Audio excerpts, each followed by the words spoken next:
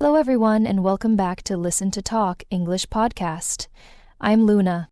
And I'm Roy. We are so happy you are here with us today to learn some more English. That's right, Roy.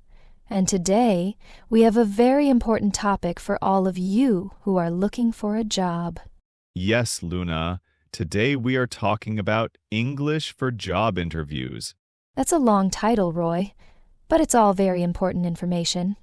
It is. Getting a job is a big step, and sometimes the interview in English can feel a little scary, especially if English is not your first language.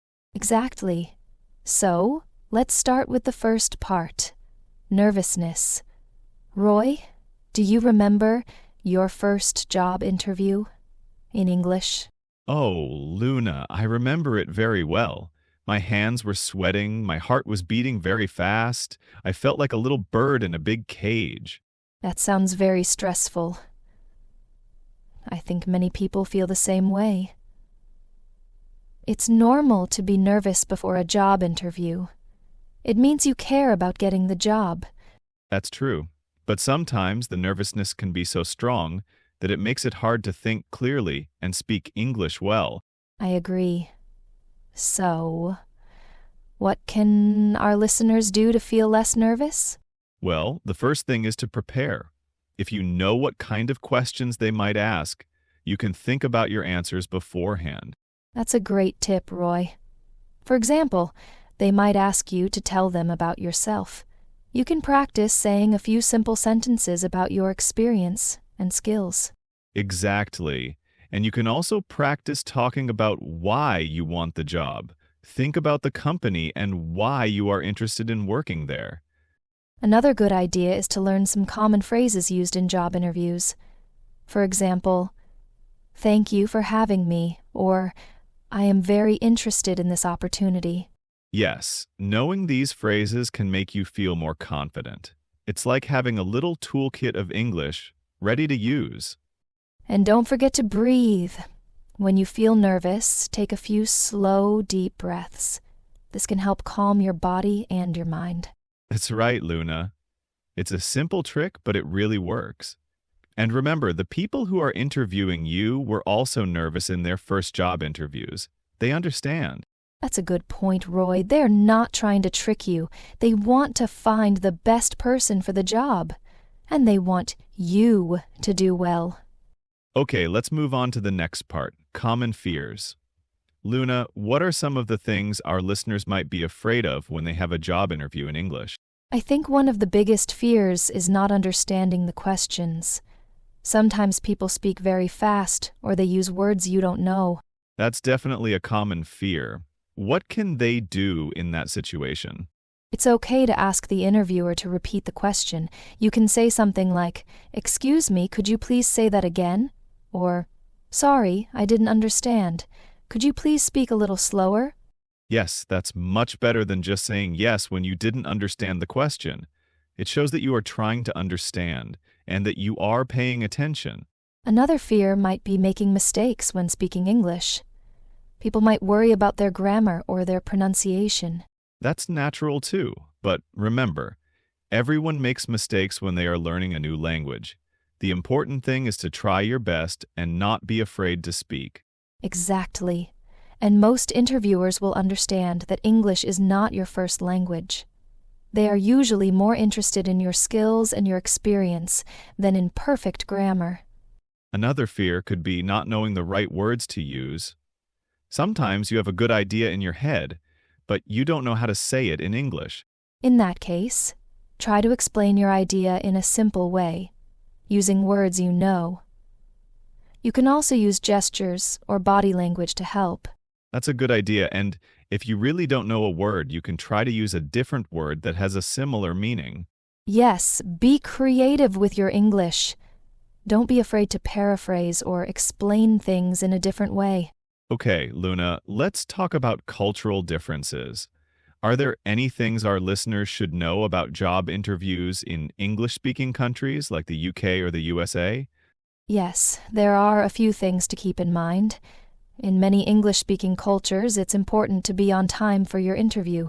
Being late is usually considered very unprofessional. That's right. It's always better to arrive a little early, maybe 10 or 15 minutes before your scheduled time. This gives you time to relax and get ready. Another thing is the way you greet the interviewer. Usually a firm handshake is expected. Make eye contact and smile. Yes, a good first impression is very important. And during the interview, try to maintain eye contact with the interviewer as you speak and listen. It shows that you are engaged and interested. In terms of communication style, it's generally considered good to be direct and clear in your answers. Don't be afraid to talk about your achievements and your skills. That's true. In some cultures, it might feel impolite to talk too much about yourself, but in many English-speaking countries, it's expected in a job interview. You need to sell yourself. But be careful not to sound arrogant or boastful. Be confident, but also humble. You can talk about your achievements by giving specific examples of what you have done and what you have learned. And it's also important to ask questions at the end of the interview. This shows that you are interested in the job and the company.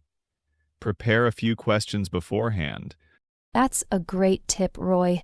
Your questions can be about the role, the team, or the company culture. One more thing about cultural differences. In some cultures, there might be a lot of small talk before getting to the main part of the interview. In English-speaking countries, it's usually more direct.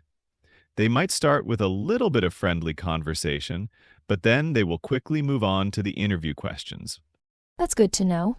So, be prepared for a more direct approach.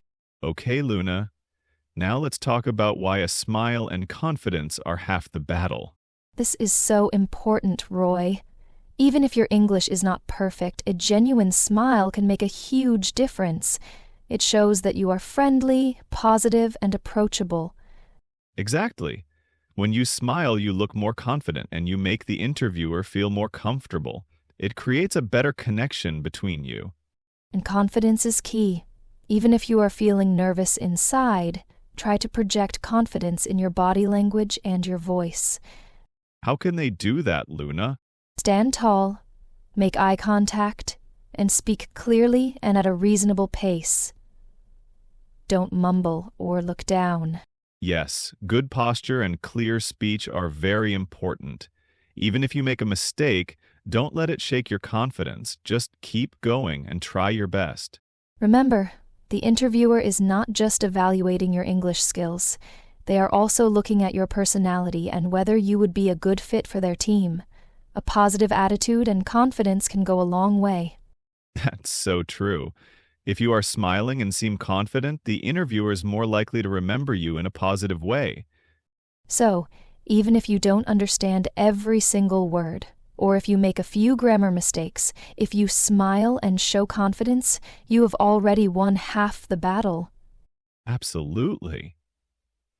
Now, Luna, let's give our listeners some simple English phrases they might hear in a job interview and some ideas on how to answer. Great idea, Roy. So, one very common question is, tell me about yourself. For this question, you can talk about your previous work experience, your education, and your skills that are relevant to the job you are applying for. Keep it brief and focused. For example, you could say, I have worked as your previous job for number years.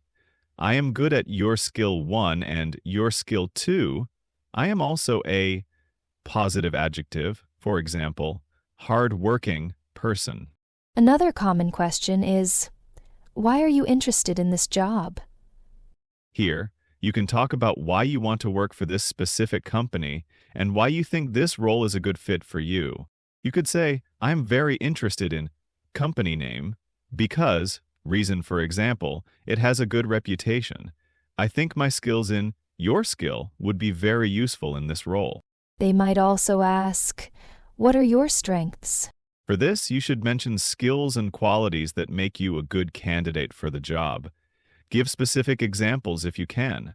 For example, one of my strengths is that I am a good problem solver. For example, in my previous job, give a short example. And they might ask, what are your weaknesses? This can be a tricky question. It's best to mention a real weakness, but then explain what you are doing to improve it. For example, sometimes I can be a bit too detail-oriented, but I am learning to manage my time better and focus on the most important tasks. Another question could be, where do you see yourself in 5 years? This question is about your career goals. You can talk about how you hope to grow and develop in your career. For example, in 5 years, I hope to have developed my skills in this field and taken on more responsibility within the company. And finally, they will usually ask, do you have any questions for us? Remember, it's always good to have some questions prepared.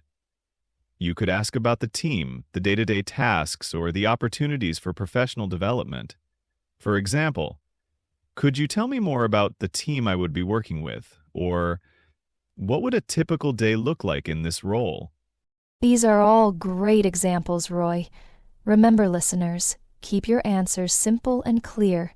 Use short sentences and words you know. It's better to speak simply and correctly than to try to use complicated English and make mistakes. Exactly. And don't forget to smile and be confident. Okay, everyone, that brings us to the end of today's episode. We hope you found this information helpful for your next job interview in English. Yes, remember to prepare, breathe, smile, and be confident. You can do it. And now for our call to action. We would love to hear from you. Have you ever had a job interview in English? What was your experience like? What are your biggest fears or challenges? Leave a comment below this video and let us know. And if you found this episode helpful, please don't forget to subscribe to our channel so you don't miss any of our future lessons. We have lots more tips and advice to help you improve your English. Thank you so much for listening to Listen to Talk English podcast. We'll see you next time.